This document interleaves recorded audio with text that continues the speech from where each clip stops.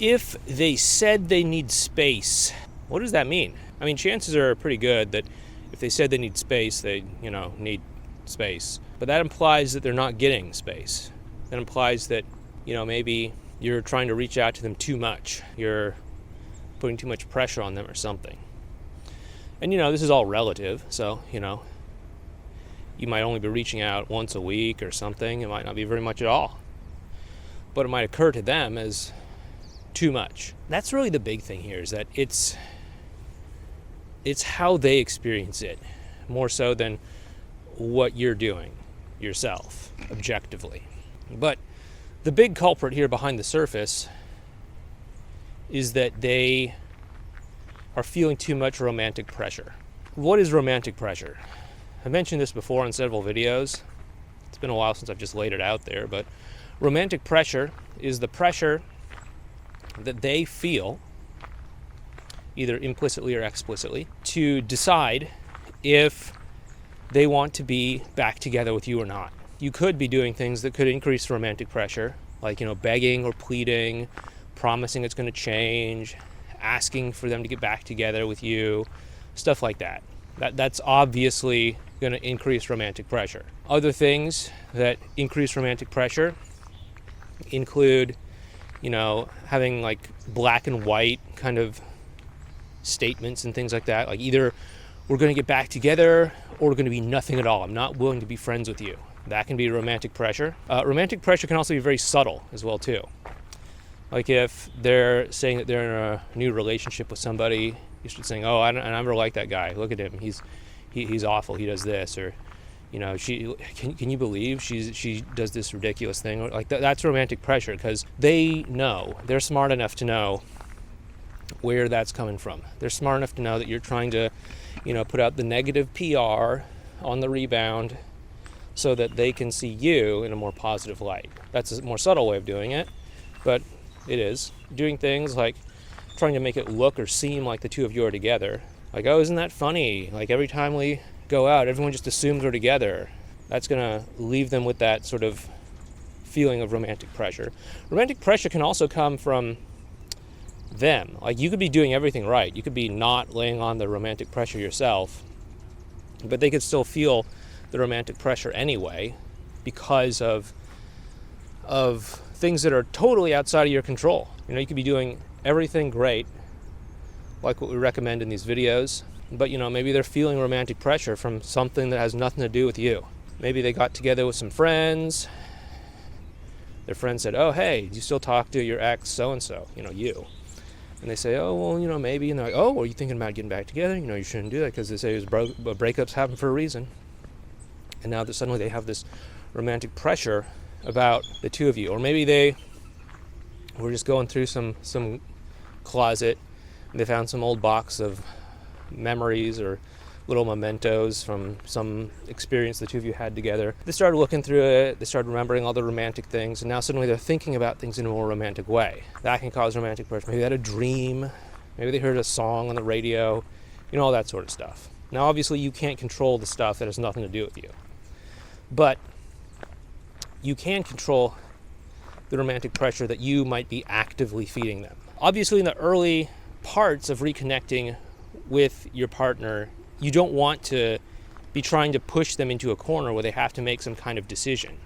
It's enough for them to just be trying to figure out, can we get along? Can we have a good interaction? Are we friends or are we foes?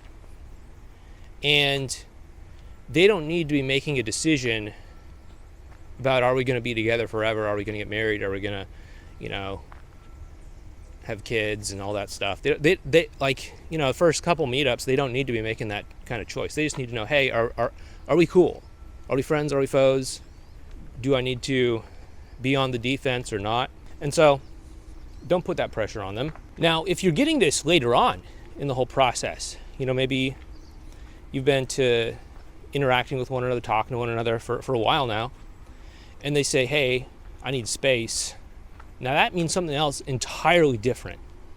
What that actually means is that the two of you are connecting really well, and they recognize that, and they can kind of see where this is going. They can kind of see, a few weeks or a few months down the road, they're going to have to be making some big choices about, are we going to be together?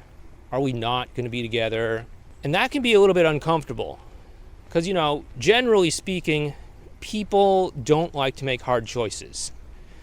They like to be in a sort of comfort zone where things feel good and everything is more or less balanced out. They might have goals in their life, but many times those goals can ask difficult things of them. When it comes to a relationship, that goal might ask them to perhaps open themselves up to trust you again. It might ask them to open themselves to end things with somebody else if they're, seeing somebody, whatever, gray area, I don't know. It might ask them to have to undo all the bad PR they put out to their friends and family about you. It might ask them to admit that they were wrong. And that can be tough. And so they might be wanting to push this decision away because it's difficult for them. They might say that they need space for that purpose. That's what that can mean. Now, obviously if that's what's going on, it's a different story. You don't necessarily want to give them space if it's already well established that the two of you have a great connection. If it's well established that the two of you have a great connection, then what they actually need is the pressure to be kept on, because we want them to make that choice, the choice that they're afraid to make. Because now, at this stage in the process, they are equipped to make that choice. It's a different thing earlier on in the process. They don't even know if you're friends or foes. They don't know if you're friendly, if you're adversarial towards them or whatever. They don't know.